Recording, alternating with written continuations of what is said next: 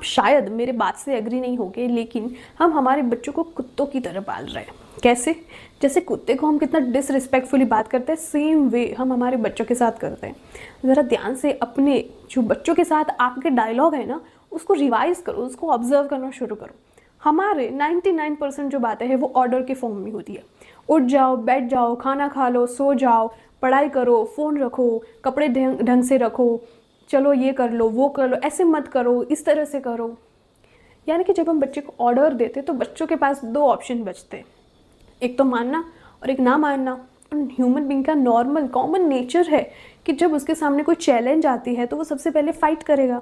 यानी हम हमारे बच्चों को ऑर्डर दे के उसको सामने से बता रहे हैं कि तुम मेरी बात को ना मानो। लेकिन पेरेंट्स ज़रा ध्यान से सुनो कि बच्चों को जो हम डिसरिस्पेक्ट दे रहे हैं वो क्या नीडफुल है। कई पेरेंट्स ऐसे समझते हैं कि ये हमारा हक है कि हम बच्चों पे गुस्सा करें, हम बच्चों से बड़े हैं, उनका पालन करना है, उनको सही चीज़ें सिखानी है, तो हम उन पर गुस्सा कर सकते हैं, ऑर्डर दे सकते हैं ऑफ कोर्स। पर अगर वही चीज़ बच्चे ने कहनी शुरू की कि मेरा भी हक है कि आप पेरेंट्स हैं मेरे, तो मैं आपके साथ गुस्सा कर सकता हूँ, आपके साथ जिद कर सकता हूँ, टेंट्रम्स दिखा सकता हूँ।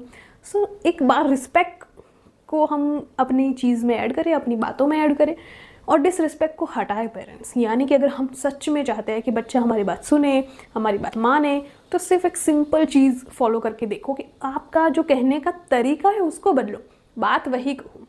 जैसे कि अगर ब्रश कर लो उसकी जगह पे हम कह सकते हैं कि अभी हमने चॉकलेट खाई है और हमारे दांत में वो फंस गई है, हम उसको क्लीन करना पड़ेगा वरना हमारे दांत खराब हो जाएंगे, जो दांत चमकते थे ना तुम्हारे वो नहीं चमकेंगे। तो रीज़न दो, चलो जल्दी उठो, उसकी जगह पे बोलो कि हमारा स्कूल जाने का टाइम हो चुका है, हमें अब उठना होगा ताकि हम टाइम पे रेडी हो सके और हम टाइम पे स्कूल पे जा सके। चलो खाना खाने आ जाओ, उसकी जगह पे बोलो कि खाना खाने का टाइम हो गया, हम सब खाना खाने बैठ रहे, आप भी आ जाओ। सो पेरेंट्स एक बार अपने जो कहने का तरीका है उसमें थोड़ा लव, थोड़ी रिस्पेक्ट ऐड करो, उसका तरीका बदलो, तो बच्चा मानेगा, आपको समझने की कोशिश करेगा। इसमें एक और चैलेंज आएगी कि एक बार में शायद बच्चा नहीं माने, तो आप थोड़ी देर वेट करो, 5-10 मिनट वेट करने के बाद फिर से एक बार बोलो, फिर रिपीट मत करो, क्योंकि जब बार बार हम बच्चे को टोकते रहते हैं ना तो बच्चा बिल्कुल नहीं मानेगा।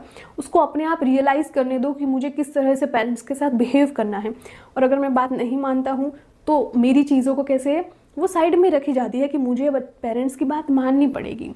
सो मेक श्योर आपके बच्चे की अंडरस्टैंडिंग बढ़े, तो एक बार लव के साथ, रिस्पेक्ट के साथ आपके बच्चों को बात करना शुरू करो एंड इसको हर पेरेंट के साथ शेयर करो एंड फॉलो मी, क्योंकि मैं पेरेंटिंग को आसान बनाती हूँ।